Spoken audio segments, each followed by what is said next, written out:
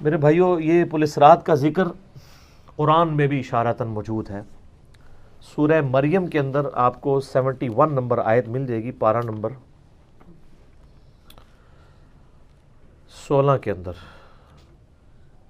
اعوذ باللہ من الشیطان الرجیم، بسم اللہ الرحمن الرحیم۔ دوزخ کے کانٹیکسٹ میں گفتگو کرتے ہوئے اللہ تعالیٰ فرماتا ہے وَإِن مِّنكُمْ إِلَّا وَارِدُهَا، اور کوئی بھی تم میں سے ایسا نہیں ہے مگر یہ کہ اسے دوزخ سے گزرنا پڑے گا۔ کان علی ربہ حتما مقضیہ، یہ تمہارے رب کی طرف سے تقدیر میں شدنی بات ہے، یہ ڈیسٹنی تمہارے لیے مقرر ہے کہ تم سب کو آگ کے اوپر سے گزرنا پڑے گا، چاہے کوئی جن ہے، انسان ہے، وہ پیغمبر ہے، صحابی ہے، تابعی ہے، نیک ہے، بد ہے، سب کو ایک دفعہ گزرنا پڑے گا۔ پھر کیا ہوگا؟ ثم ننجی الذین اتقوا ونذر الظالمین فیہا جثیا، پھر ہم نجات دے دیں گے اہل تقوی کو، اور جو ظالم ہیں ان کو گھٹنوں کے بل اسی دوزخ میں رہنے دیں گے۔ والعیاذ باللہ تعالی، اللہم اجرنا من النار، آمین۔ بخاری مسلم میں کئی ایک احادیث ہیں پولیس رات کے حوالے سے۔ ایک وہ حدیث جو بخاری اور مسلم دونوں میں موجود ہے، اللہ کے محبوب صلی اللہ علیہ وآلہ وسلم فرماتے ہیں کہ قیامت والے دن اللہ تعالیٰ جہنم کے دونوں سروں پہ ایک پل رکھے گا، یعنی جہنم کو پار کرنے کے لیے ایک بہت بڑا پل رکھے گا۔ بخاری مسلم کے الفاظ ہیں سب سے پہلے میں اپنی امت کو لے کے اس کے اوپر سے گزروں گا، اور اس کے بعد باقی انبیاء بھی اپنی امت کے لوگوں کو اپنے ساتھ لے کر گزریں گے، اور ہر رسول کی زبان پہ سمیت میرے رب سلم رب سلم رب سلم ہوگا، اے اللہ سلامتی فرمانا، اے اللہ سلامتی فرمانا، اے سلامتی فرمانے والے رب سلامتی فرمانا۔ ہم نماز کے بعد بھی مسلم شریف میں دعا ہے نا، اللہم انت السلام ومنک السلام تبارک یا ذا الجلال والاکرام، سلامتی۔ اور نبی علیہ السلام فرماتے ہیں یہ کلام بھی صرف انبیاء کر رہے ہوں گے، انبیاء کے علاوہ کسی کو کلام کرنے کی اجازت بھی نہیں ہوگی۔ آپ ویسے کہتے رہیں کہ ہمارے بزرگ جو ہیں وہ پھڈا ڈال کے بیٹھ لیں گے کہ میں اپنے مرید لے کے جانے میں۔ بخاری مسلم کہتی ہے کہ انبیاء کے علاوہ سب کی زبانیں ہوں گی گونگ، سوائے اس کے کہ وہ کہیں گے رب سلم رب سلم رب سلم۔ پھر نبی علیہ السلام فرماتے ہیں کہ بخاری مسلم کے الفاظ ہے کہ جب لوگ پولیس رات سے گزر رہے ہوں گے نا، تو پولیس رات کے دونوں جانب آنکڑے لگے ہوئے ہوں گے، جس طرح کے کانٹے ہوتے ہیں، اور وہ گزرنے والوں کو زخمی کر رہے ہوں گے، اور اٹھا اٹھا کے مجرمین کو دوزخ میں پھینک رہے ہوں گے۔ جیسے کرین کی آپ سمجھیں کہ وہ آگے کرین سے وہ چیزیں اچک کے پھینکی جاتی ہیں نا، تو نبی علیہ السلام فرماتے ہیں اس طرح وہ اچک کر جہنمیوں کو اس پل سے گزرتے ہوئے اچک کر پھینک رہے ہوں گے جہنم میں۔ اور نبی علیہ السلام نے یہ بھی فرمایا، بخاری مسلم کے الفاظ ہیں کہ ہر شخص اپنے اعمال کے مطابق گزر رہا ہوگا، کوئی سورین کے بال گھسٹتا ہوا جا رہا ہوگا، استغفر اللہ توب الیہ۔ آپ سر اس منظر کو امیجن بھی نہیں کر سکتے۔ یہاں تو کہتے ہیں لوگ جو کچھ بھی ہیں تیرے محبوب کی امت سے ہیں، تو وہ امت کون سی ہے جو گزر رہی ہوگی؟ وہ آپ ہی لوگ ہی ہیں، ہم لوگ ہی ہیں۔ اللہ تعالیٰ سلامتی کے ساتھ ہمیں گزار دیں، آمین۔ آپ علیہ السلام فرمایا کہ بعض لوگ جو ہیں وہ یعنی تیز رفتاری سے گزر رہے ہوں گے، بعض گھسٹ کے اپنے اعمال کے مطابق گزر رہے ہوں گے، اور پھر لوگ کٹ کے دوزخ میں گر رہے ہوں گے۔ بخاری مسلم کے الفاظ ہیں اس پل سے کٹ کے دوزخ میں گر رہے ہوں گے، پھر وہ دوزخ میں رہیں گے یہاں تک کہ اللہ تعالیٰ ان کے لیے کوئی فیصلہ فرما دے۔ والعیاذ باللہ تعالی، اللہ تعالیٰ کی پناہ، اللہم اجرنا من النار، آمین ثم آمین۔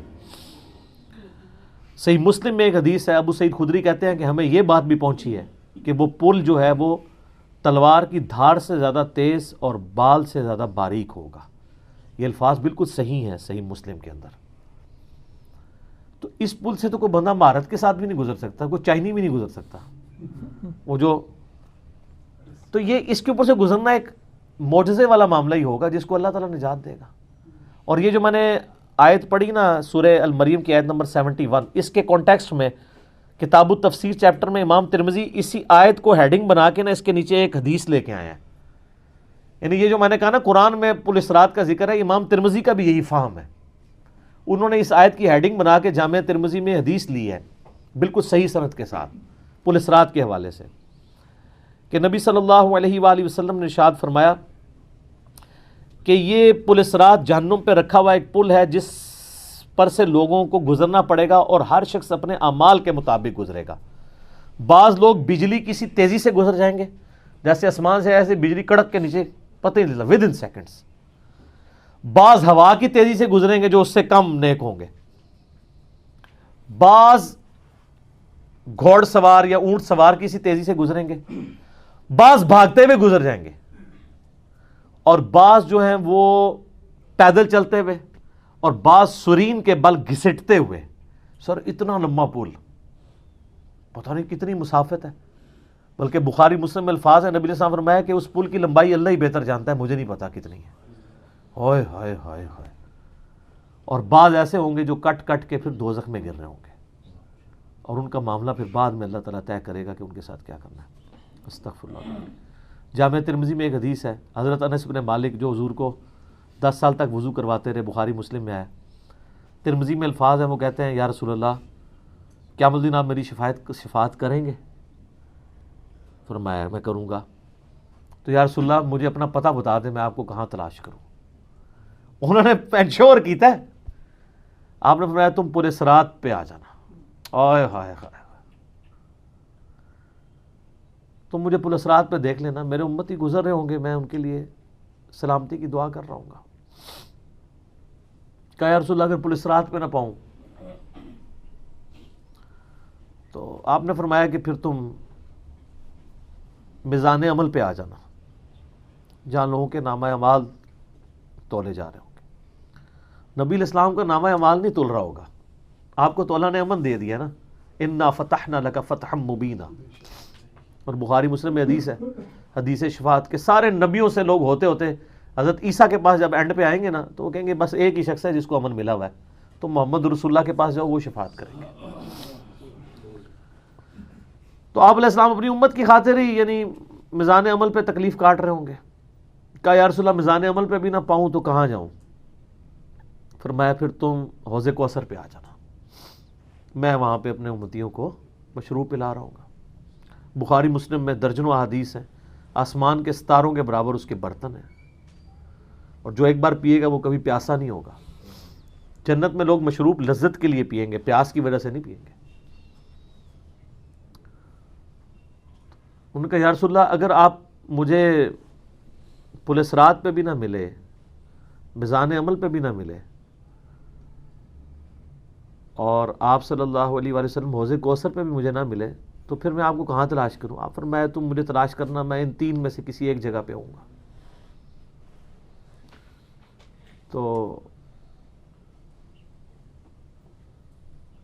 بخاری مسلم میں پھر یہ بھی آتا ہے کہ میرے حوض کوثر پہ کچھ لوگ لائے جائیں گے، میں کہوں گا اصحابی اصحابی، میرے ساتھی ہیں.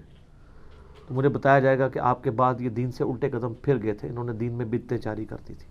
آپ فرماتے ہیں میں کہوں گا سحقا سحقا لمن غیر بعدی، کو دور کر دو مجھ سے، میرا ان سے کوئی تعلق نہیں ہے. بخاری مسلم میں الفاظ ہیں، عبداللہ ابن ابی ملیکہ جب یہ حدیث بیان کرتے تھے تو کہتے تھے اے اللہ ہم تیری پناہ میں آتے ہیں اس چیز سے کہ تیرے نبی کے وفات کے بعد ان کے دین سے الٹے قدم پھر جائیں.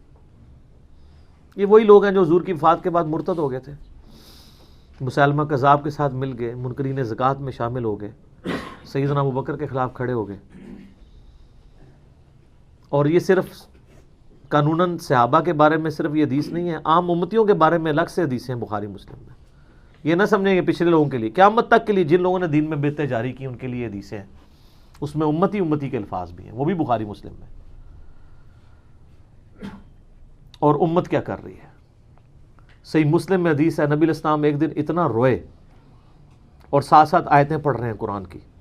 پہلے آپ نے سورہ ابراہیم کی وہ آیت پڑھی جس کا ترجمہ یوں ہے کہ ابراہیم علیہ السلام کہتے ہیں اے اللہ شیطان نے کتنے لوگوں کو بہکا دیا،